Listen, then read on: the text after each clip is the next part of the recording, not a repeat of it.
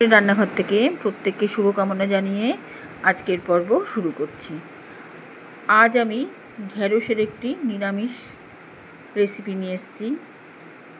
এটাকে আমরা অনেক সময় ঢ্যাঁড়সের ডাল চচ্চড়িও বলি আমাদের বাড়িতে। তাছাড়া যেহেতু এটা বাদাম দিয়ে তৈরি, বাদাম মাখা ঢ্যাঁড়সও অনেকে বলে। যাকে এটা করতে যেটা লাগছে সেটা আমি আজকে সকালে এই কচি কচি ঢ্যাঁড়সগুলো কিনেছি। আর এই রান্নাটা করতে গেলে এরকম কচি ঢ্যাঁড়স দিয়েই রান্নাটা করতে হয়, তা না হলে রান্নাটা খুব একটা অতটা স্বাদ খোলে না। যার জন্য ফ্রেশ কচি ঢ্যাঁড়স দিয়ে আজকে এই রান্নাটা আমি করছি। ঢ্যাঁড়সটা আমি লবণ হলুদ দিয়ে একটু সাঁতলে নিচ্ছি।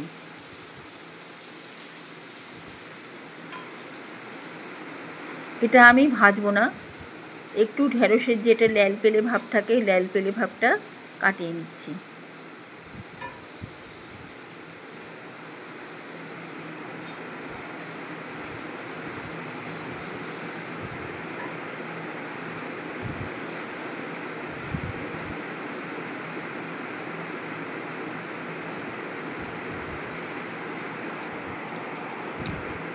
এবারে ওই তেলের মধ্যেই আমি কালো জিরা দিয়ে দিলাম,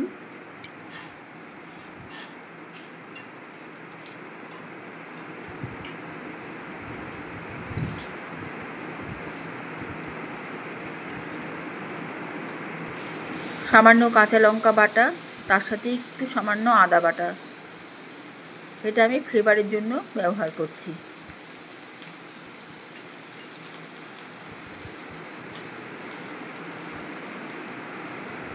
হলুদ,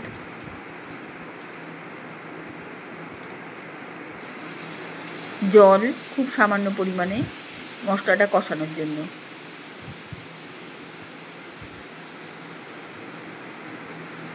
এতে খুব অল্প পরিমাণে টমেটো একটু দিয়ে দিলাম।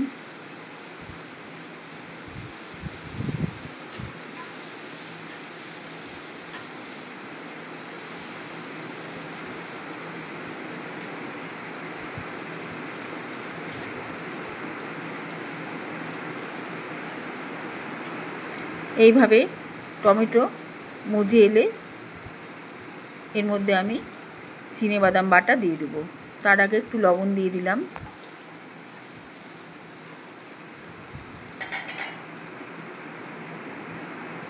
চিনেবাদামটা আমি জল দিয়ে বেটে নিয়েছি। বাদামটা কিন্তু আগেই আমি ভেজে রেখেছিলাম। সেই ভাজা চিনেবাদামটা আমি জল দিয়ে বেটে রাখলাম। ভেজে আমি কৌটোতে রেখে দিয়েছিলাম, আজকে দরকার পড়লো আমি ওটা ওই জন্য জল দিয়ে বেটে নিয়েছি। নিয়ে এই পেস্ট করে সেটা দিয়ে দিলাম। এটা কিন্তু কেনা ভাজা বাদাম না, বাড়িতে তৈরি।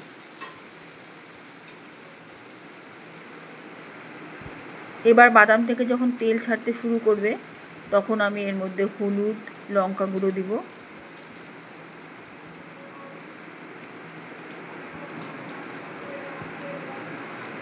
জিরার গুঁড়ো,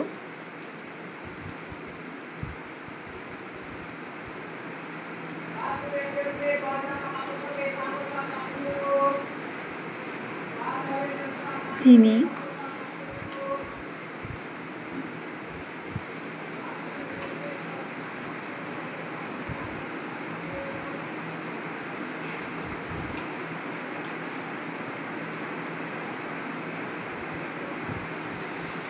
এবারে আমি এর মধ্যে জল দিয়ে দিলাম।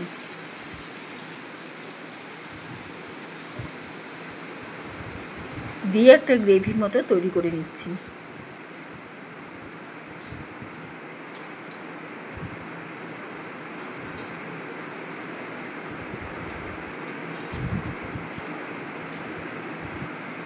মটর ডালের সাথে এই রেসিপিটা খেতে খুব ভালো লাগে। এমনিও শুকনো ভাতের সাথে খাওয়া যায়, ডাল দিয়ে বেশি ভালো লাগে আর কি। এবারে আমি ভেন্ডিটা দিয়ে দিলাম,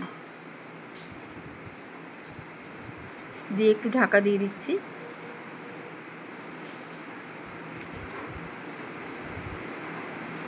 এই ঝোলেতেই এটা সেদ্ধ হবে।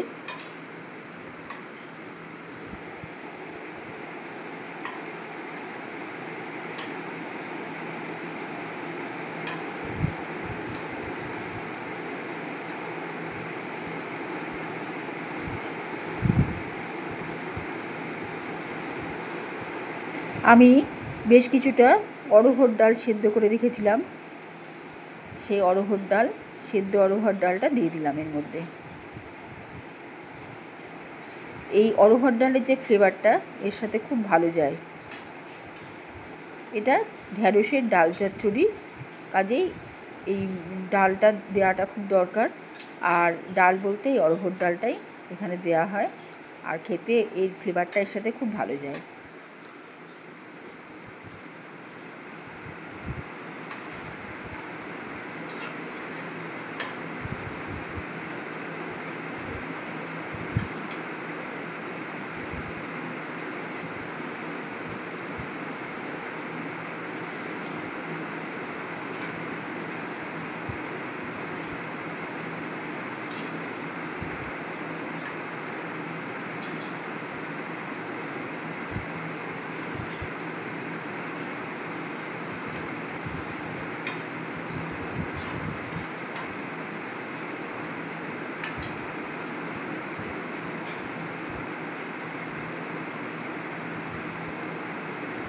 এখন এর মধ্যে আমি কারি পাতা দিয়ে দিচ্ছি,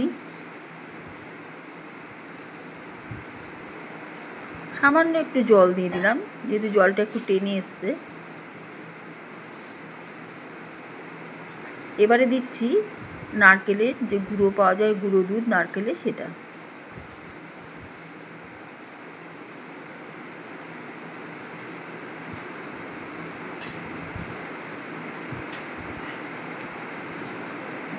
এই ডাল মশলাটা শুকিয়ে ঢ্যাঁড়সের গায়ে লেগে যাবে আর কি, গ্রেভিটা পুরো এঁটে আসবে।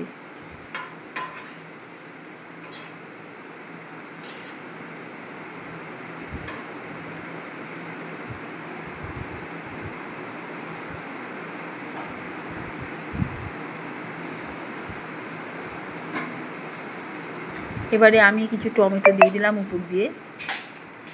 টমেটোটা বেশ একটু মজে আসলে খেতে ভালো লাগবে। আর চিনি একটু দিলাম।